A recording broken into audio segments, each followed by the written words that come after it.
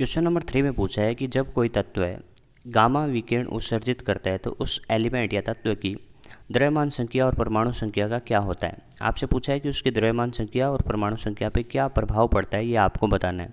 तो सबसे पहले आपको पता होना चाहिए कि गामा डीके में क्या होता है। तो अपन कह सकते हैं यहाँ पे पहला कोई जो एलिमेंट है वो क्या है, एक्स है, जिसका परमाणु संख्या जेड है और द्रव्यमान संख्या ए है, और इसमें से क्या हो जाता है, गामा 6 हो जाता है।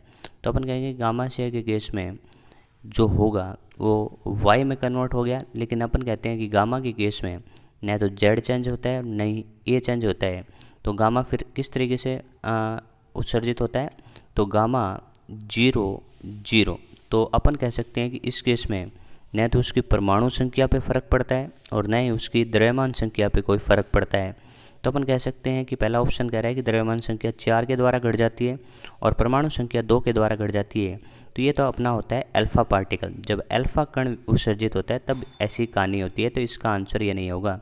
दूसरा बोल रहा है द्रव्यमान संख्या तथा परमाणु संख्या में कोई परिवर्तन नहीं होता। तो यही अपना सही आंसर होगा, क्योंकि अल्फ़ा के केस में द्रव्यमान संख्या और परमाणु संख्या में कोई परिवर्तन नहीं होता।